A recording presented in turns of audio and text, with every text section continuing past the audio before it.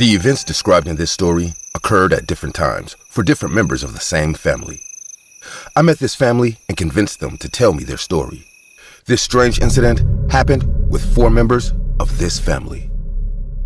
Hello, my name is Harrison, and I am conducting research on paranormal incidents. I want to become a paranormal investigator in the future, and I am currently preparing for that. I take notes on paranormal activity that occurs around me, and I discuss strange occurrences with people in the hopes that this will help me become a paranormal investigator in the future. So I met a family today who informed me about a paranormal event that happened to them recently, and I decided to start a record of these occurrences. Let's figure out what happened to them. Mr. Williams lives in this house with his wife and 2 children. Their older son, Colton, is 15 years old, and their younger son, Nicole, is 12 years old. Nicole, the house's youngest and brightest member, describes what happened to him as follows. We bought this house 6 years ago, and after a few months, strange things began to happen in this house. As a result, household items began to deteriorate. First, the TV was damaged, then the fridge, and finally, the air conditioner. As a result, other things in the house started to fail. Everyone was surprised to know why all of these things were happening in the house. Then I went to bed in my room one night. I dozed for a while. Right at that moment, I became aware of the sound of someone strolling in the upstairs room using loud, heavy footsteps. Thack, thack, thack, thack.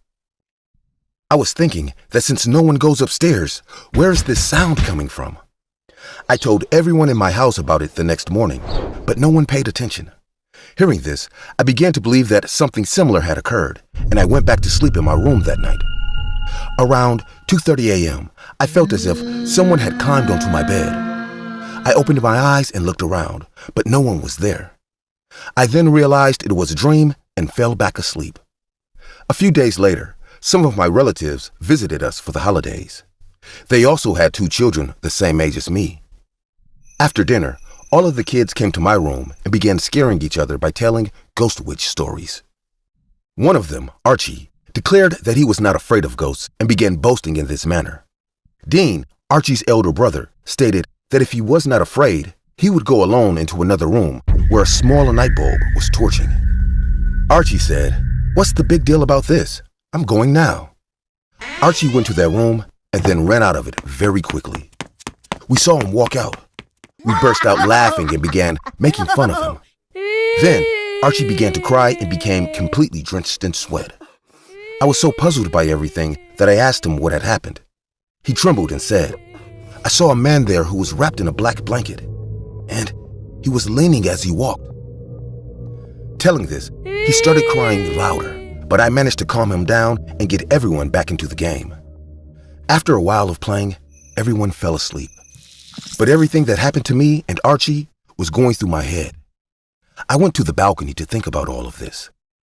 When I looked down, I saw the same man that Archie had told me about. He was slowly approaching our car, and then, as he got close, he suddenly disappeared.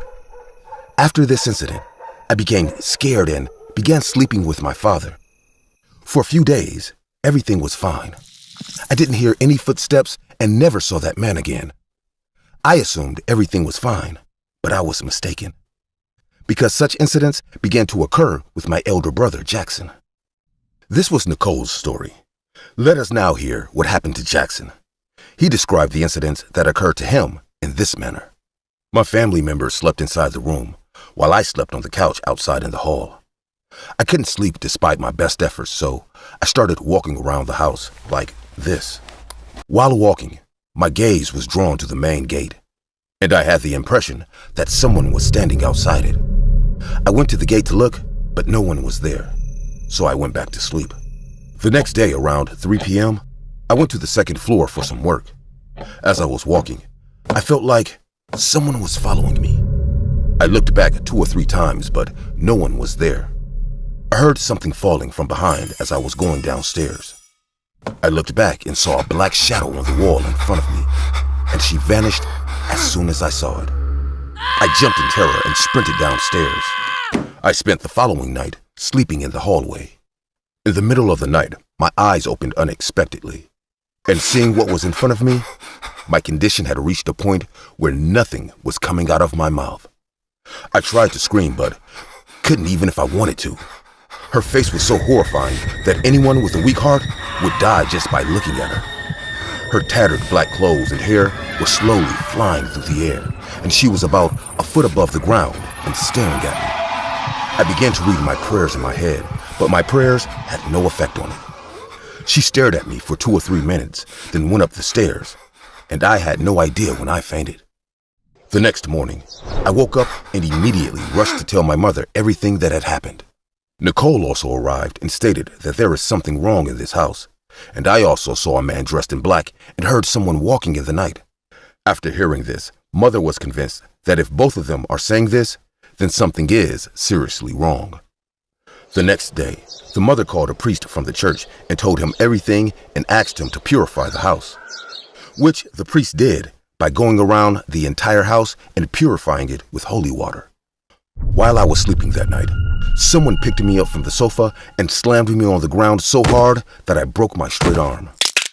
To the sound of my screams, my entire family woke and began asking what had happened. Someone slammed me down hard and broke my arm. I cried. All of the family members were terrified after witnessing this. And the next day, we went to our uncle's house and told them everything. He said, "You stay here for a few days, and we'll figure out what to do after that." The first 2 days went well, but on the third day, something happened that I can't believe could ever happen. This was Jackson's claim. Let's hear what happened on the third day, which was hard to believe and told by Nicole and Jackson's mother in this manner.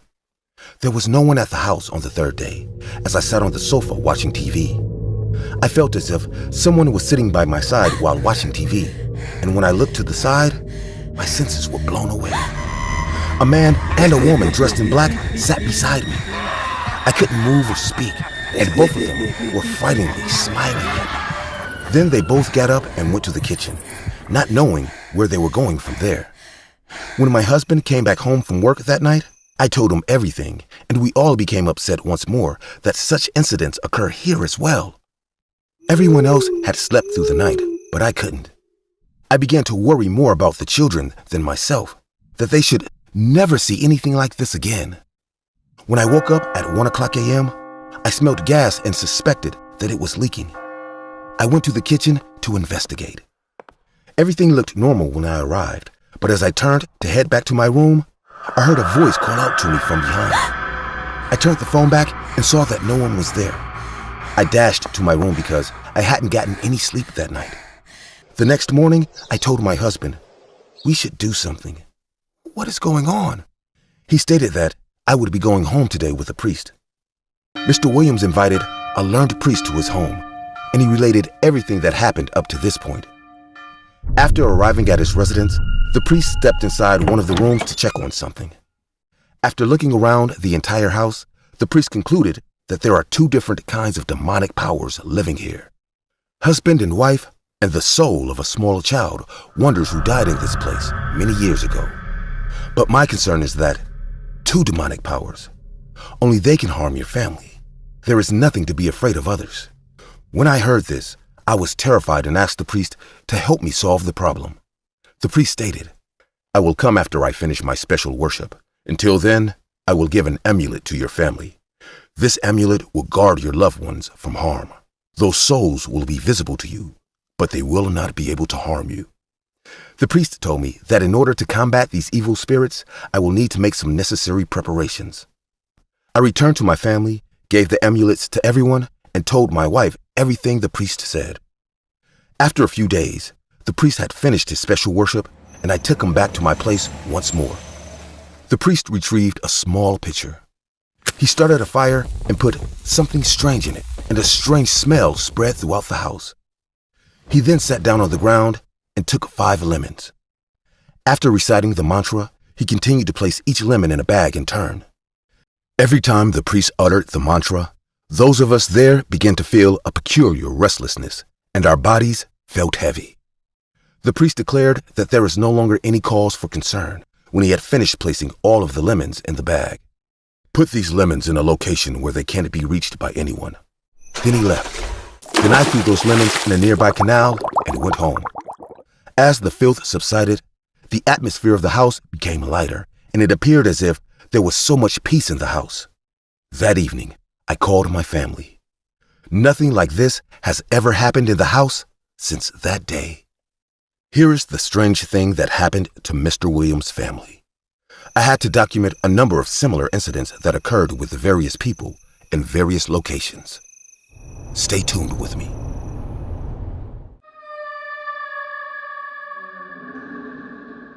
My name is Harrison, and you probably already know about me.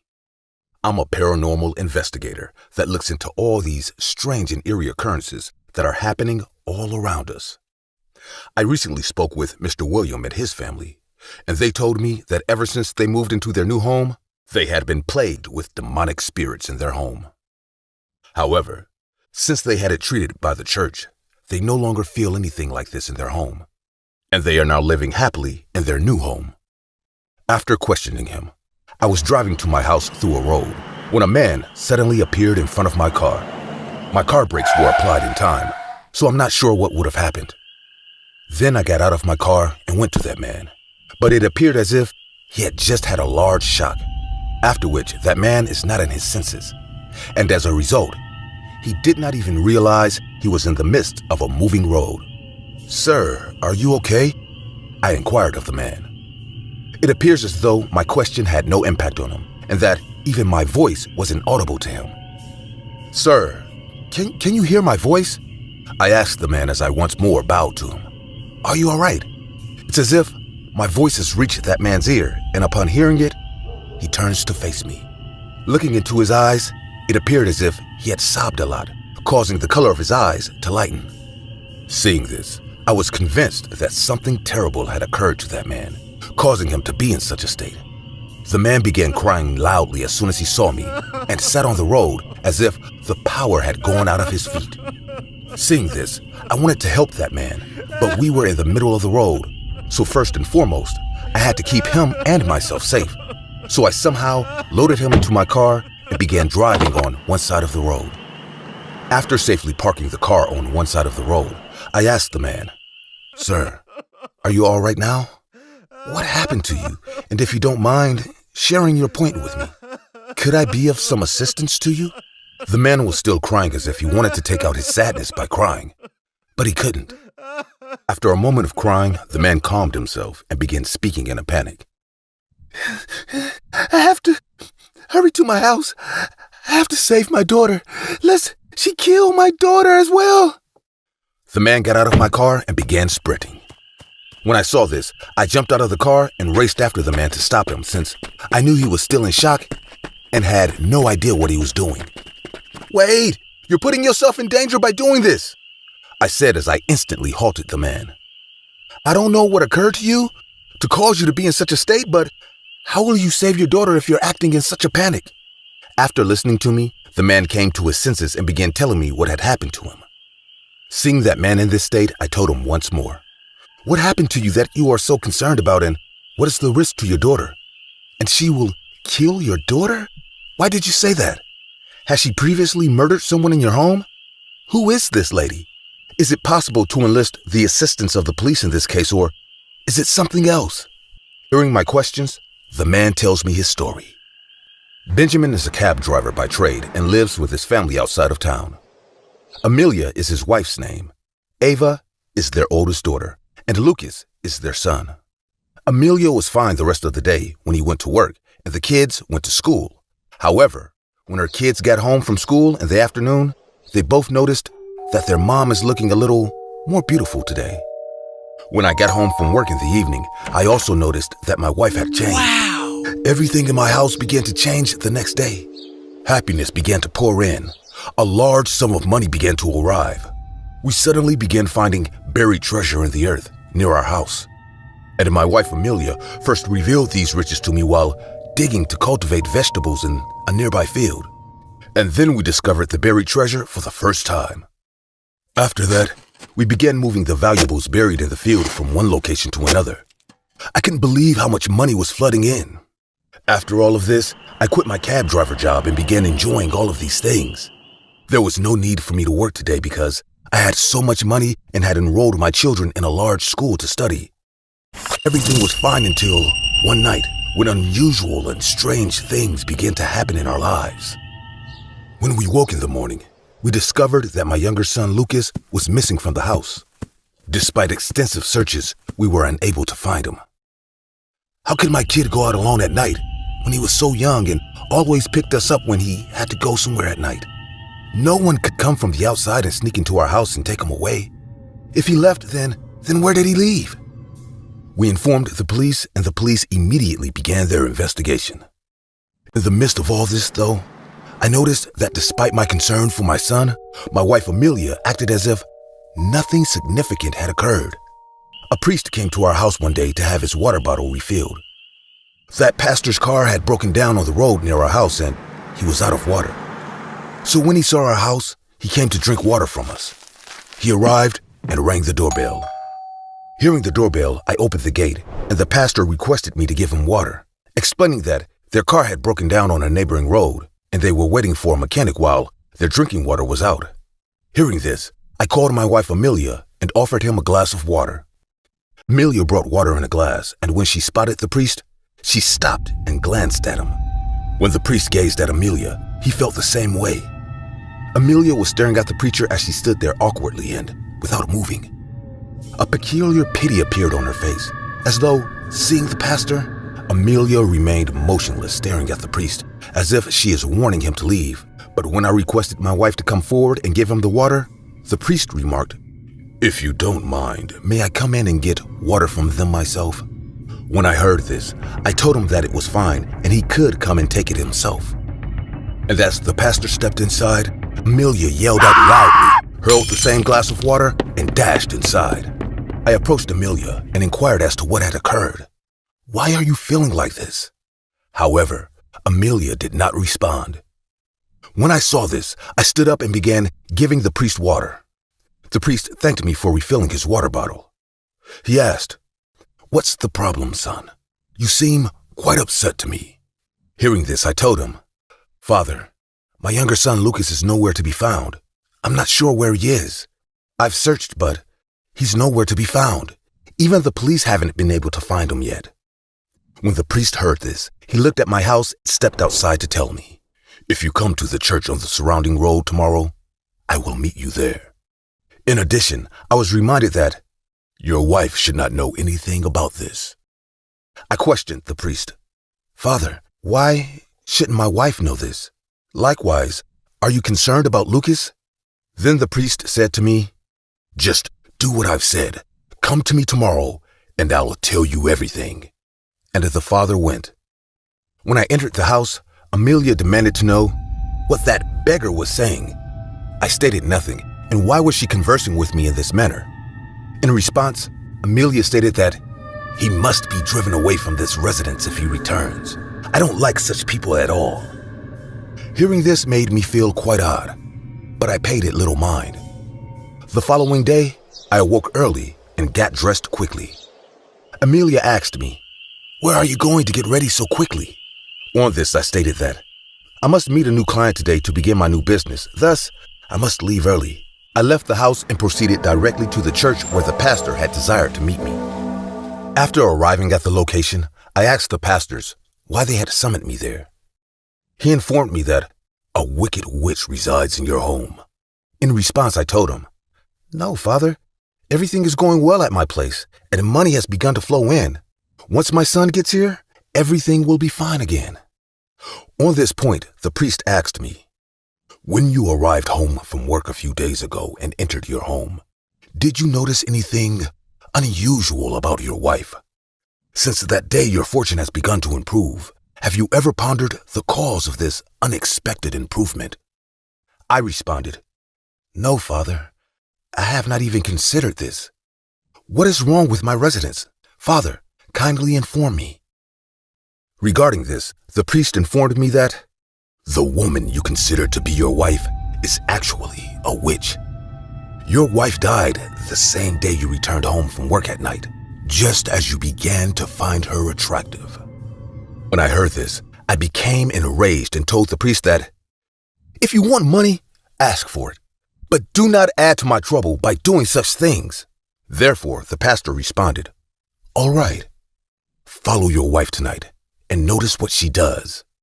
However, remember that if her eyes fall on you, you will perform the same condition as your son." In response, I asked him, "Like my son? What happened to my son?" On this, the priest instructed me to leave, wait for the night, and then come back to see him the next day. Just then, I receive a call from the police who inform me that they have discovered a child's necklace body in the pond behind my house. Hearing this, I felt as if the ground had shifted beneath my feet. I hurried from there to my house, and when I got there, I couldn't believe what I saw. My wife was crying near the pond, and I was watching her cry from a distance. As if my legs lacked the strength to move ahead. But I moved my legs and began heading in the direction where the corpse was laying.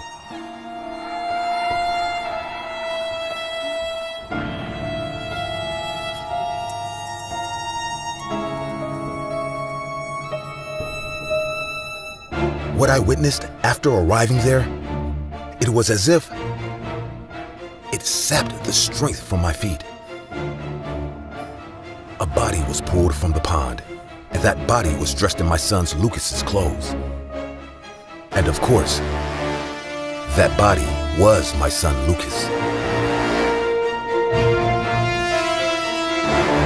Seeing his physique, it appeared as though someone had extracted all of his blood and drank it.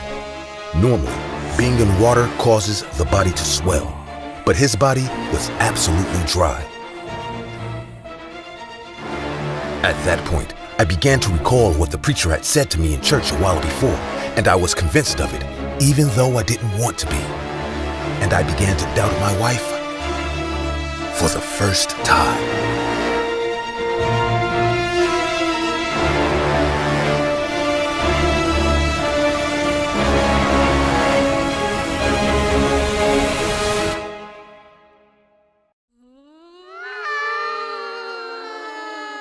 My name is Harrison, and while I was driving away from William's house, a man named Benjamin suddenly pulled out in front of my car on the highway. I slammed on the brakes as soon as I noticed it. Otherwise, I'm not sure what would have occurred. He appeared to be experiencing a tremendous deal of shock when I first saw him, and when I asked him what was wrong, he informed me what happened to his wife and son. As you already know after watching the second episode, following the priest's revelation that his wife was a witch and had murdered his son, until he pulled his younger son's headless body from the water behind his house, he had no idea. Then, for the first time, he began to take the priest's words seriously, and unwillingly, he began to distrust his wife.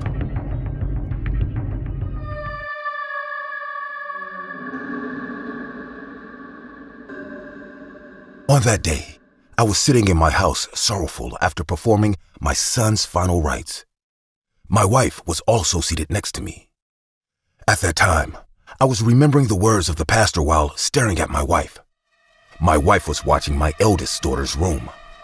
When I saw this, my mind was filled with fear because questions had settled in my mind and I was simply sitting there watching one of my children die. I didn't want anything to happen to my other child. I told my wife that we couldn't keep our daughter in the house any longer.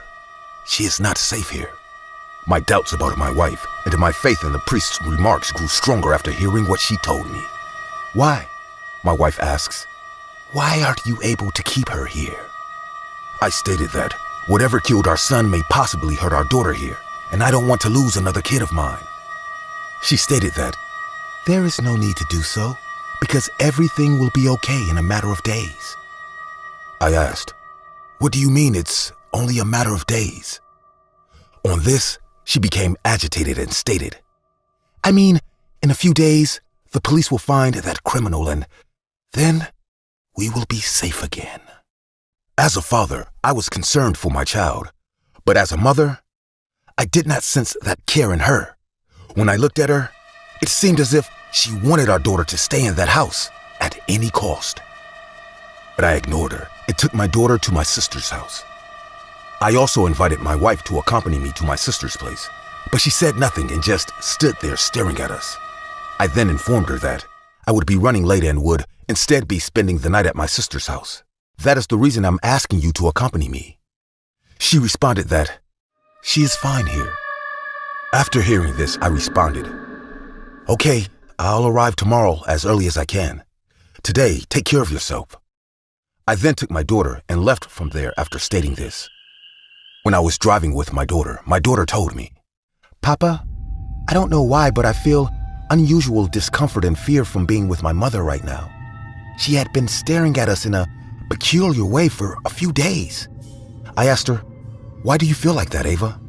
On this, she stated, "Papa, I don't know why, but Mother has begun doing strange things since that day when we got home from school when we felt her more beautiful in the morning."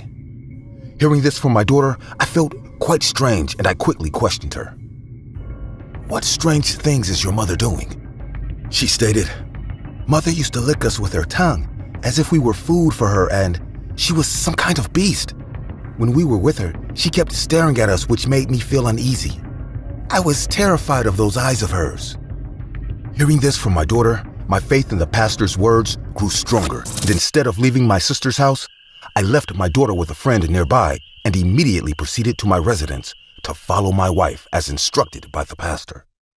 I parked my car a little further away from the house and strolled carefully towards it. I waited for my wife to leave the house while standing in the bushes some distance from my home. The thought once crossed my mind, would she have left before I arrived or had I not delayed in coming? Therefore, occasionally the pastor's remarks began to ruminate in my thoughts. Just now that I was thinking that, I saw my wife leaving the house. I began to follow her as well. What I witnessed after only a short stroll filled my eyes with terror. I noticed she had transformed into another woman. Her legs were folded and her hair was unkempt, and she was screaming extremely loud. And when she was crying, only one thing was said. "One of my good prey has escaped from my grasp." I was looking at that dreadful sight, hiding behind the same bushes, when she abruptly turned and glanced back. She sounded as if she heard some bushes move. Looking directly behind her, my entire body was seized with horror because when she looked back, her neck was back, but her entire body was forward, and her eyes were bloodshot, as though she was on the lookout for someone. Then a rabbit appeared from the bushes.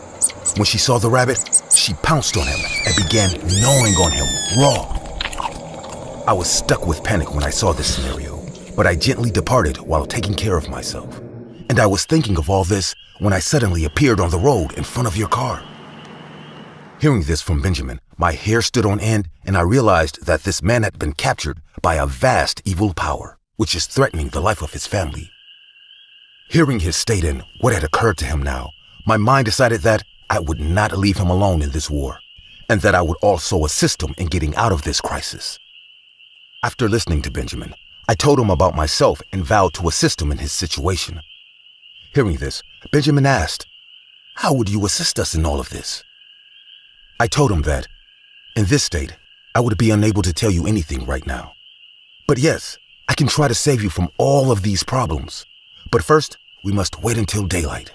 It's late at night, and I am unable to take you to your home until we develop a plan for dealing with the demon because it is unsafe to do so. As we waited for morning, I immediately drove Benjamin to the same priest who had advised him of all of these things. When the priest noticed Benjamin there, he replied, "Now that you know the truth."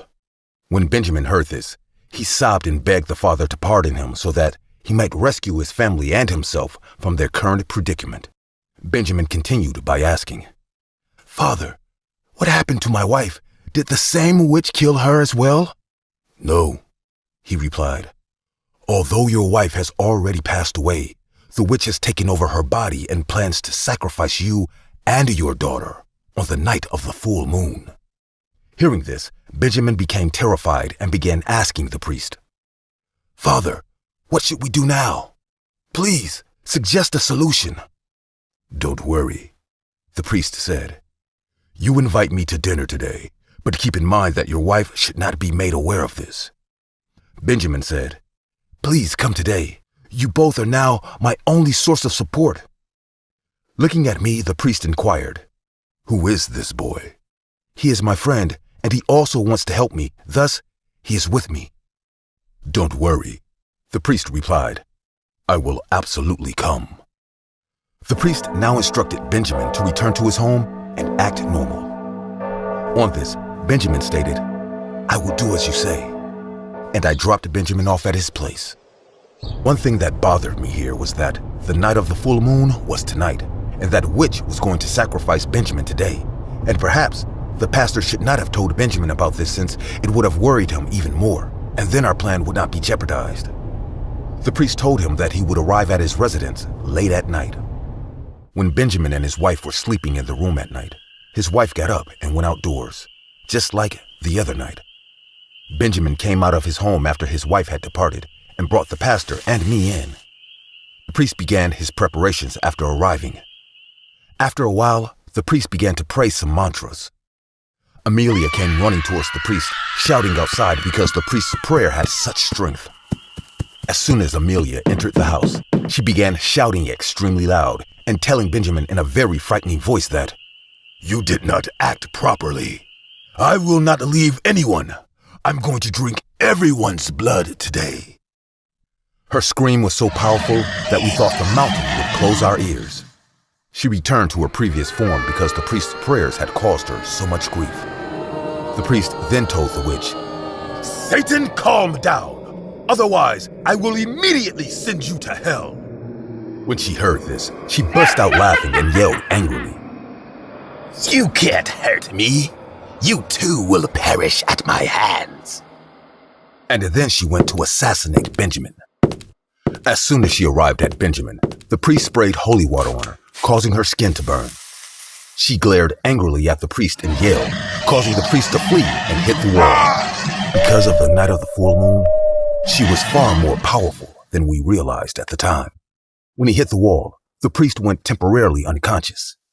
As a result, we temporarily lost control of the witch.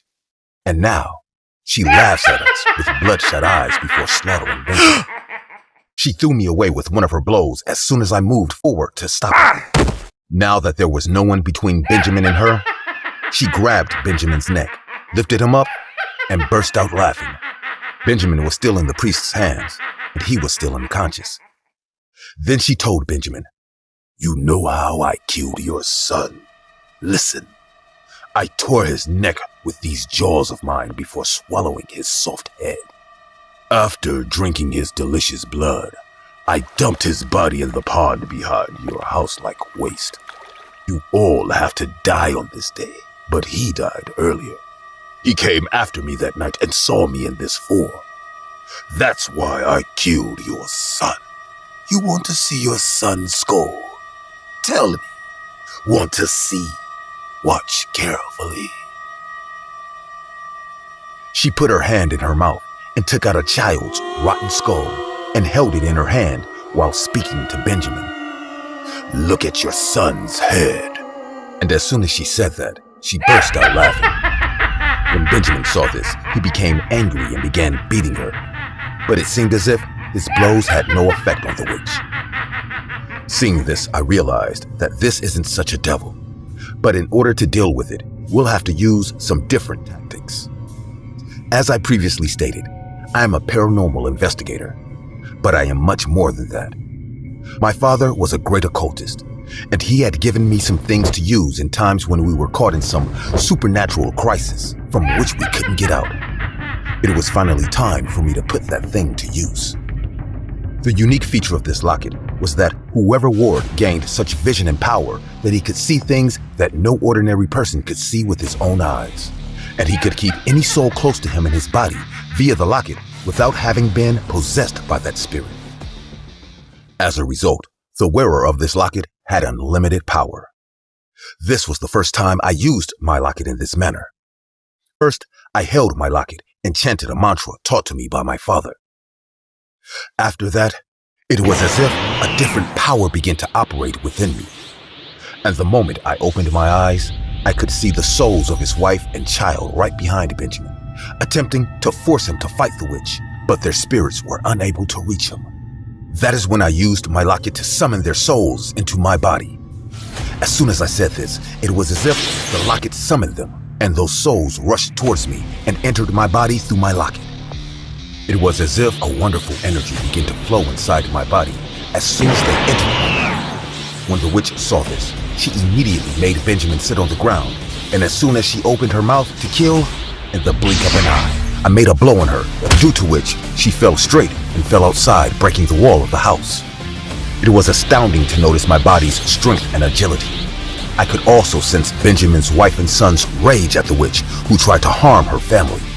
When the witch stood up again, I slammed her to the ground with a kick to the face. She began to scream in agony. Meanwhile, the pastor regained consciousness and began reciting his mantras. Soon, a fire began to burn within that witch. As a result, she began to cry in pain. The priest then questioned, "Who are you, and who brought you here?" The witch claimed that, "I had arrived from a nearby deserted graveyard and discovered that his wife had died. Then I entered her body and waited for the night of the full moon so that I can slaughter them all and drink their blood." The priest then stated that, "The true home of a devil like you is in hell." He began intensifying the mantra so that the witch began to burn with smoke and was reduced to ashes within a few minutes. After that witch died, Benjamin's wife and son emerged from my locket and flew to heaven. The priest then placed the ashes in a bottle, carried it with him, and buried it in the church grounds so that the witch cannot harm anyone else. Benjamin thanked me once everything was completed.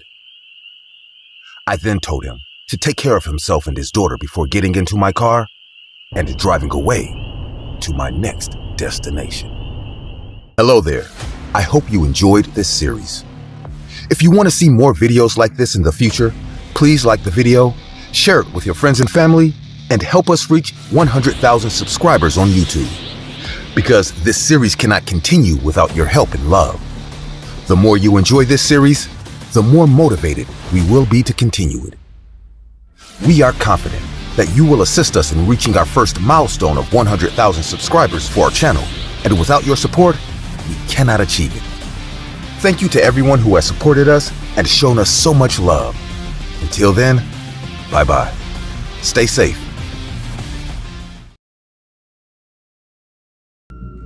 Hi, I'm Harrison, and by now you must know that I aspire to be a paranormal investigator. To understand the world of the paranormal, last week I visited the Maxfield house, and the demon I encountered there is by far the scariest and the strongest one I had to fight. The Maxfield family lives in the outskirts of the town in an old-looking home. When I met them, I got to know that family has only 3 members, Liz Maxfield and her 2 daughters. The elder one, Misha, and the younger one, Joe. Mr. Maxfield was a firefighter, and he died in one of his operations. Before his death, the family was living in the heart of the town. But to deal with their grief, they decided to move to the quieter part of the town. Hence, they purchased this new home. However, since they moved into this new place, strange things have happened with the members of the family, especially the sensitive Joe. When I entered their property, I noticed a strange heaviness in the atmosphere. I am sensitive to energies, and I must have sensed the evil spirit that resided there. Liz was a hard-working woman. Providing and caring for her 2 daughters in the absence of her husband was a big thing. The first weird occurrence happened with Liz. When they purchased the home, it was in bad condition and needed a ton of repairs. After performing the repairs, Liz still didn't feel secure in her own home. She decided to install 7 CCTV cameras around her home in order to keep an eye on her home. That way, she could be able to monitor the house, even when she was at work, as the control of the CCTV camera was on her phone. In the beginning, it had become a good pastime for Liz to just sit and watch the home. She could see her daughters play in the backyard. She could see them come and go to school. It was a different but exciting experience. One evening, just after sunset, Liz was sitting on her living room sofa watching Joe play in the backyard through her phone. When suddenly, at the periphery of the screen, she could spot a black hooded figure. The cameras were grainy and it was dark outside. Still, the hooded figure was visible through the camera. And not to mention, Joe was playing a few meters away from this hooded figure. Liz ran out the back door, but by the time she reached the backyard, there was no one except Joe. Liz was paranoid, so she got Joe inside and locked all the doors and windows. When she thought about the incident, she thought maybe it was an animal or a malfunction of her camera. Someone other than the three of them couldn't be on the property. At the same time, Misha was upstairs in her room reading when she started to hear tapping sounds on the wall she was resting against. It felt like it came from the other side of the wall. To investigate, she rested her ear against the wall, and as soon as she did, that someone banged on the wall on the other side so loud that Misha stumbled away from the wall. She ripped her bedroom door open and saw her mom on the phone downstairs staring intently at the screen. Her little sister had just walked into her own room a while ago after playing in the backyard.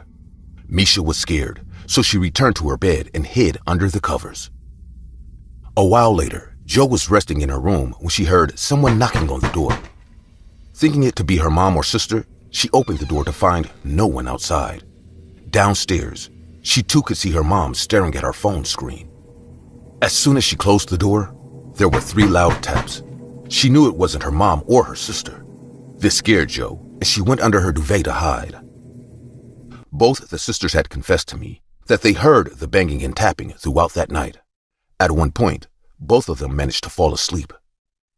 The next day, both the sisters mentioned experiencing the same thing. That's why Liz was a bit suspicious. But to calm her daughters down, she said that it's an old house and sometimes when the wind blows, old pipes and wooden panels make weird sounds. No need to worry about it. A few days later, Liz hired a few men to clean the basement, which had piles of stuff the previous owners had left behind. When the men were emptying the basement, one of the workers spotted a big pentagram drawn on the floor of the basement. He informed Liz, and she asked him to just paint over it. She didn't want her daughters to see it. What Liz did not know at the time was the fact that her daughters had discovered several pentagrams all around the property. They were either carved in the trees, painted on the rocks, or drawn in the dirt. To not scare their mom, the girls decided to shut up about it. Now, if you do not know, a pentagram is usually associated with satanic worship. Later that week, when the men returned to do the repairs of the basement, while tearing down drywall, they found a diary. They handed it to Liz. The diary belonged to a woman and it dated back to 1927, the year when the house was built. The diary had countless entries and diagrams of ritualistic sacrifices of animals and humans done in the basement of this house. Liz decided to hide the diary from her daughters and pretend everything was normal. Until one day, when Misha was sick and Liz had to run to the drugstore to get her some medication. By this point, both the girls were pretty scared of being alone in the house. So Liz decided to drop Joe off at her friend's and then go to the drugstore, leaving Misha at home alone. Misha was lying on her bed waiting for her mom to return when her closet door started rattling. A foul smell surrounded the room and the atmosphere became thick. Misha immediately knew something was off. She got up from the bed and hid under it. A minute or two later, the doors to her closet opened and a dark human-like figure stepped out. The figure had long hair that brushed the ground as it walked. Misha was terrified and was hiding in a corner below her bed with her hands covering her mouth shut. The figure walked all over her room and then disappeared downstairs. She was relieved that the figure was gone, but scared that someone was in her closet all along. Suddenly, the pin-drop silence was broken when she heard someone run upstairs. It was the long-haired, dark figure, and it stopped right in front of her bed. All it had to do to find Misha was look down. But instead, the figure laid in her bed. She could feel the bed compress over her. A scream was about to rip from her throat when 2 big sunken eyes were suddenly staring at her. The figure was leaning over the bed, looking below it right at Misha. She couldn't hold back her voice anymore and began screaming. The figure sat on her bed for some time and then walked away into another room. Not long after, Liz returned and heard the screams of Misha coming from upstairs. When she went to her room, she saw her sick daughter crouched under the bed, terrified, screaming, sobbing, and sweating. At that moment, Liz just wanted to leave the home forever, But as she was financially so much invested in the house, she couldn't walk away. She felt truly hopeless that when she did some digging, she found me. And here I was, listening to these three ladies narrate their story to me. As soon as I walked into their home, I knew that their home was possessed. But from the description Misha gave, I figured it must be a witch. I decided to stay with the ladies for some time to help them. That night, while I was in the kitchen drinking water, suddenly, all the cabinets opened and the crockery stacked inside flew at me. I was hit by a few dishes, and the noise of so many utensils dropping at the same time got all three ladies to the kitchen. Liz helped me out of the mess, while Misha and Joe were terrified. I knew that water had gone over my head, so I decided to confront the witch head on. The evil spirit must have sensed my intentions, as the witch appeared in the hallway. As she approached the living room, the lights began to go off in the house. Liz and the girls were hiding in a corner beside me. I wore my locket and started reciting some mantras. Soon, an ear-piercing scream could be heard from the witch. My prayers were affecting her, and she was on her knees with bloodshot, sunken eyes looking right at me. I kept on praying and picked up a cross that was kept on a table nearby. I walked forward with the cross in my hand, and the witch began to retreat. It felt like my mantras were working when suddenly, something hit my head so hard that I fell a little dizzy. A nearby light bulb had fallen on me, and my powers were weakened. I still kept on praying, thinking about the women I had to protect. Next, the witch raised all the fallen utensils and aimed them not at me, but at the two kids. I recited my mantras more loudly, and suddenly, all the utensils flew in the witch's direction.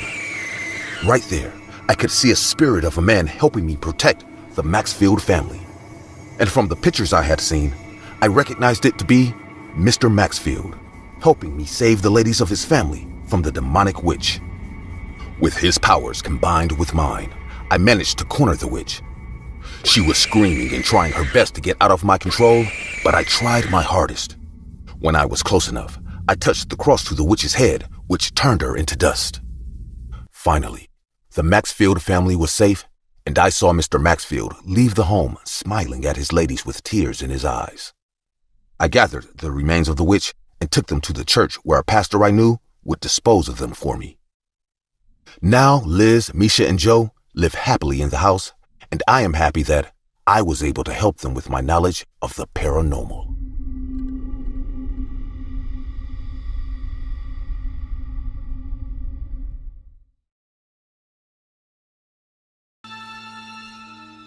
"17 years. I have been doing this for 17 bloody years. And in all that time, this particular paranormal case has to be one of the most morbid cases I have ever seen. My name is Harrison Ward, and as you all know, I'm a paranormal investigator. I have helped solve numerous paranormal cases in the past, but the details of the paranormal case you're about to hear is one I'll never forget. It all started on the 12th of October, 2009. I had received a call from a couple in the suburbs. The couple claimed they were experiencing some paranormal disturbances in their home, and they wanted to enlist my help to get rid of the abnormal presence that was terrorizing them. I usually don't take jobs like this, as most of the time, the people calling were usually prank callers pulling stupid stunts, and since I wasn't there in person like I usually am with these jobs, I couldn't tell if they were being genuine or not, but from the tension and fear I noticed in the man's voice during the call, I knew there was something more to this. So I gave them the benefit of the doubt, and I went to check it out. I arrived at the couple's house the very next day, and before I knocked on the door, I could already tell something was wrong. I could smell it from the car, but standing in front of their home now, the foul smell was much more potent. If you've ever dabbled in my line of work, you'll know how important it is to have a keen sense of smell, because as a paranormal investigator, the first rule they'll ever tell you is, beware the smell of rotting food. That was the signature scent of otherworldly creatures. This odor was quite unique, as while it did bear a similar resemblance to that of human rotten food, its smell was far more potent than normal rotting food. So we could always tell the difference. Everyday normal people usually wouldn't be able to perceive it, but after entering the world of the paranormal, it becomes very easy to pick up. Knowing full well this case was the real deal now, I knocked on the door and got to work. After talking with the couple for a few minutes, I had already noticed a lot of odd things about this household. For starters, their names were Don and Gertrude Floyd. Don was in his early 40s and Gertrude was in her late 30s. Their dynamic was, in one word, perplexing, as someone would never guess that these two people were a couple that had been married for 12 years. Another thing I found perplexing was how young Don's wife Gertrude looked. Don't get me wrong, I know that most women nowadays look youthful well into their 30s, but for a woman that was 38 years of age, she really looked like she was in her early 20s. I assumed she must have some amazing genes, as nothing else really seemed odd about her. And as far as I could tell, she was a nice and well-mannered woman. Don, on the other hand, was very different.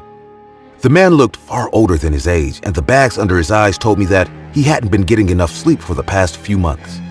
As a paranormal investigator, it was always good to pick up and analyze the clients you're working for, as you always get clues from there. And after I was done with my primary analysis, I decided to get on with the case.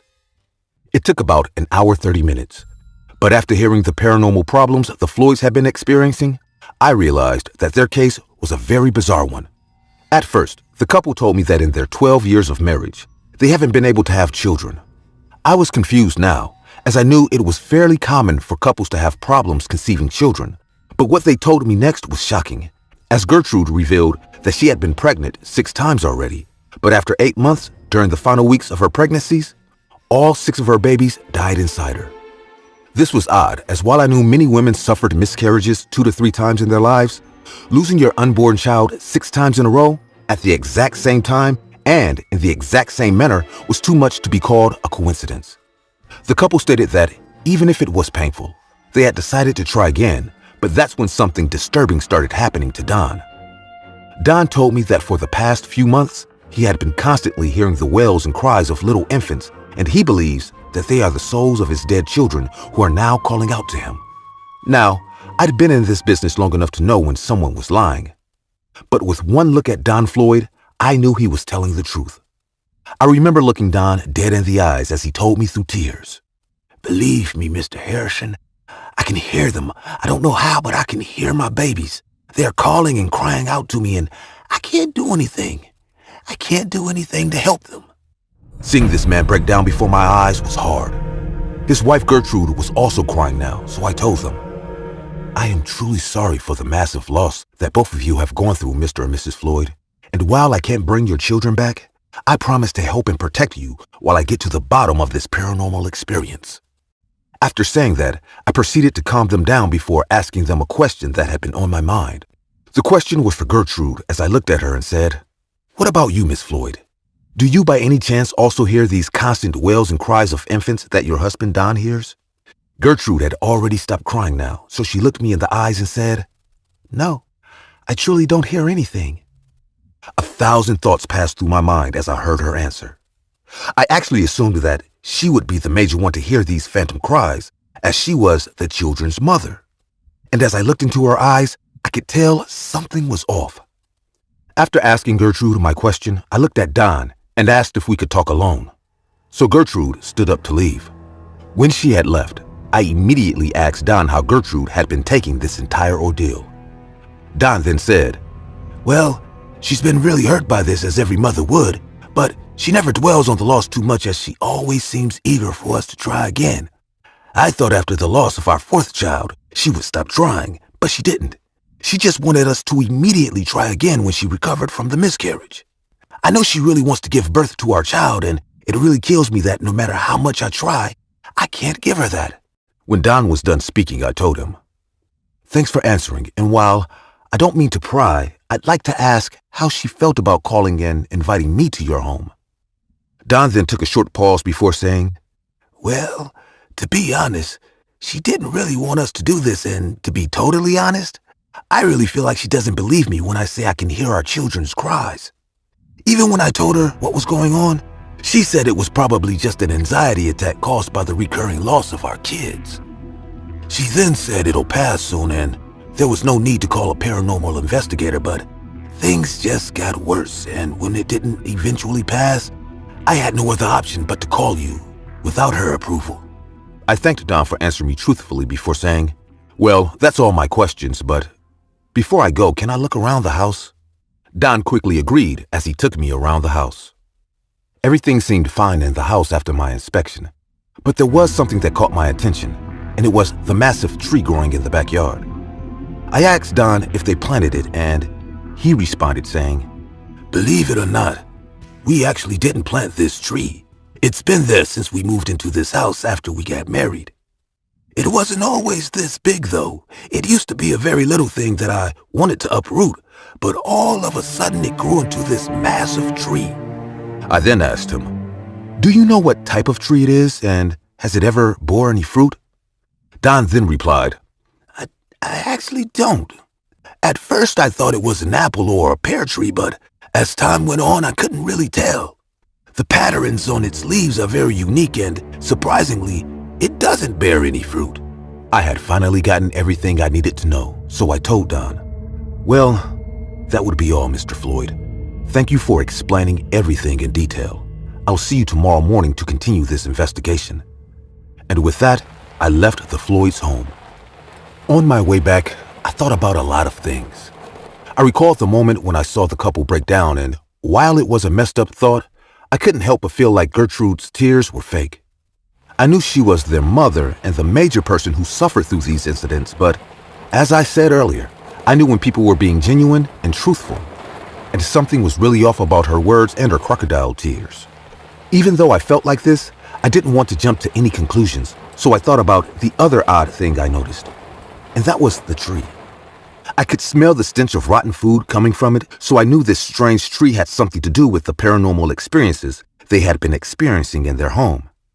And while I didn't know exactly what it was, I was going to make sure I find out the very next day. Once the next day arrived, I went to the Floyd's home. The foul stench of rotting food had increased tenfold now, as I could already smell it from down the street.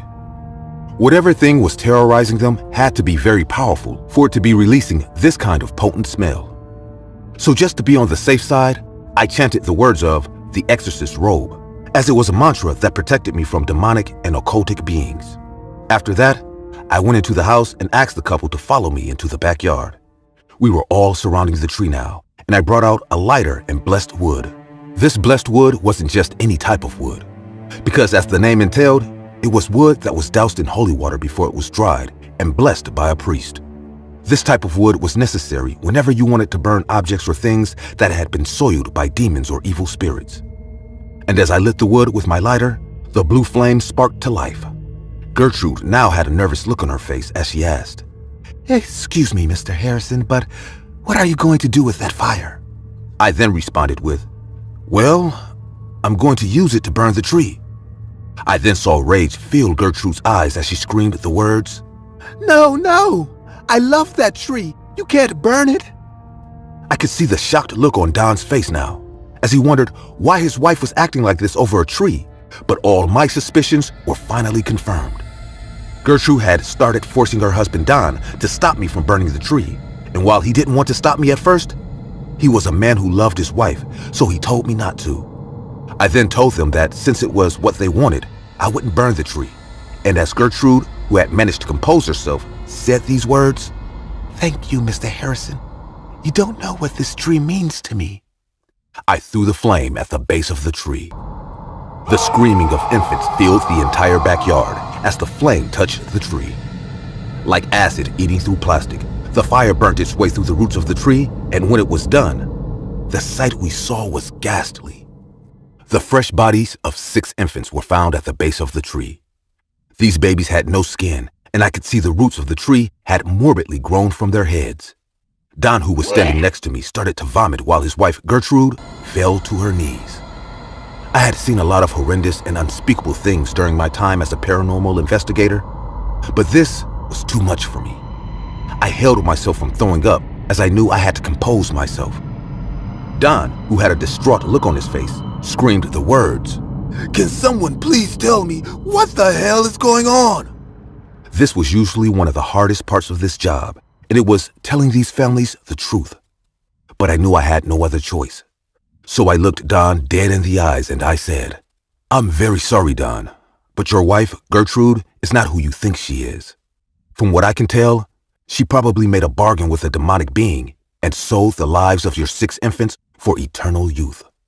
I've had my suspicions, but this confirmed it. I've seen similar cases like this before, but they have never been this horrible. Unfortunately, this is how these things work, as the major rule when bargaining with demons is simple. Something given, something taken. So youth was given, and the lives of your children were taken. Gertrude, who had now given up on denying these horrendous occultic acts she had been carrying out, started screaming the words. You would never understand, but I had to do it. Don, I had to do it. What am I without my youth? I don't want to be a ragged old hag you'll throw to the side once I showed some wrinkles. So I did this for us, to save our marriage. We can always have more children, so it was a small price to pay. When she was done screaming, I noticed her husband Don was completely speechless as he just stared at her. This was the second time I had seen him break down, and I didn't blame him because there was only so much a man can take. But before he could say anything, the foul smell of rotten food suddenly filled the backyard. It was far worse than before now, and I couldn't help but throw up. After I had thrown up, I noticed that the tree, which was surprisingly still standing, started to do one of the strangest things I had ever seen. A hole opened up in the middle of its bark, and this tree regurgitated a woman-like humanoid creature I had never seen before. This creature possessed the structure of a female human, but that's where the resemblances stopped, as it bore no mouth or eyes. Its hands also had no fingers, and the creature stared right at Gertrude. As I said, this thing had no mouth, but when it spoke, I could hear its words in my soul as it said, "To the one called Gertrude, our bargain has been terminated. I told you that as long as this tree grew and blossomed, so will your youth grow and blossom. I have been cheated, and I've come to take back what is mine." At first, I assumed this thing was a witch, but as I studied its movements and mannerisms, I realized that this creature was something far worse than the usual witch or evil spirit I always handled. I figured it was using a disguise to hide its true form, as high-level demons and spirits usually did that to throw off paranormal investigators and exorcists. Its identity was its power.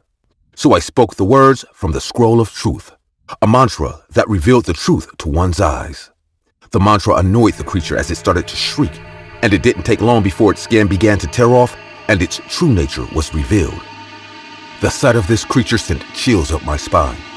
The Latin name is Il Equivarus, and that roughly translates to the one who's greedy or the greedy one. It was a beast that feasted on the flesh of humans, and while it's been known by many names all through the years, it is widely known today as the Wendigo. The creature possessed long horn-like protrusions from its head that looked like antlers. It stood on its hind legs, and its face resembled that of an elongated skull. After being a paranormal investigator for all these years, I knew at that moment I was totally out of my league. Wendigos were very hard demonic beasts to kill, but I wasn't going to give up. I started to chant the words of the pure mantra, as it was a chant that banished demons and evil spirits, but before I could even say the words, the Wendigo struck me in my torso. The blow threw me all the way to the wall, and I hit my head hard. My vision was blurry now, and I couldn't see much, but I could tell the creature was shrieking in pain. The exorcist robe mantra had worked, and while I didn't take a lot of damage, I would have died without it. I didn't need anyone to tell me that my ribs were broken and I had a bleeding gash on my head. I stood on my feet and started reciting the mantra, but once again, I started to hear the Wendigo's voice in my head as it taunted me, saying, "You feeble humans just never learned. I was here before you walked the earth, and I'll be here when you all meet your deaths. You cast me out like I'm any different, when in reality, we are just the same, because while we may look different, we are both greedy beasts." I ignored the creature's words of temptation as I continued to chant the words of the pure. But the Wendigo continued with, "Save your breath. I'm not a low-level being, so those petty chants won't work on me. You have managed to save yourself from death by protecting yourself with the unseen robe. But I will show you just how powerless you are by killing these humans in front of you." When I heard this, I immediately tried to move toward Don to protect him, but my legs gave out. I had fallen to my feet now, and I was coughing blood. The creature already had Don in its clutches, and I could hear him screaming for my help. I tried and I tried, but my body couldn't move. I could only sit and watch how the Wendigo morbidly reached into Don's head and gouged out his left eye to eat. Don's screams filled the entire place, and knowing the kind of creatures Wendigos were, I knew exactly what was going to happen next. In the paranormal world, it was known that Wendigos were creatures that picked out and chose the parts of the human body they liked to consume. They started with the eyes before moving toward the intestine, and when they were done, they would tear out and consume the flesh of their victims. And even though I knew this, nothing prepared me for that sight. I watched in horror as Don's right eye was ripped out and swallowed by the beast. I then watched as his stomach was torn open and his intestines were eaten. Don was dead now, but his corpse was mutilated even more as his skin was torn off his body and consumed. And no matter how much I tried, I could do nothing but watch how the man I swore to protect was turned into a sadistic human buffet before my eyes. When the Wendigo was done, it turned its sights on Gertrude. I watched as Gertrude started screaming the words, Please, I can marry another man and give you more infants to consume. Please, just let me go. but her pleas fell on deaf ears as I watched again how her eyes were gouged out, how her intestines were eaten, and how her skin was ripped off her corpse and consumed. When it was finally done, the Wendigo looked directly at me. No words were said as it just stood there and revealed its bloody teeth. At first, I couldn't tell what it was doing, but I soon realized that the creature was mocking me by smiling. And just as it appeared out of the tree, the creature vanished into thin air. I remember lying on the floor as I was still unable to move. I really don't know how long I lay there for. I'm guessing it was probably 2 hours. But eventually, I got the strength to stumble to my car, and as I got in, I cried.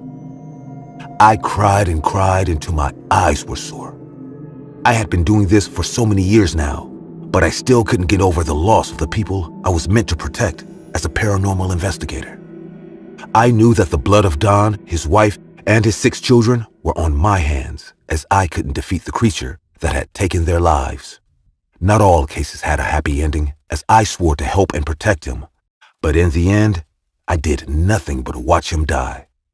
It was hard, but this was the path I chose, and even though it wasn't easy, I had to keep moving forward because, at the end of the day, it's just as my father used to say. Such was the life of a paranormal investigator.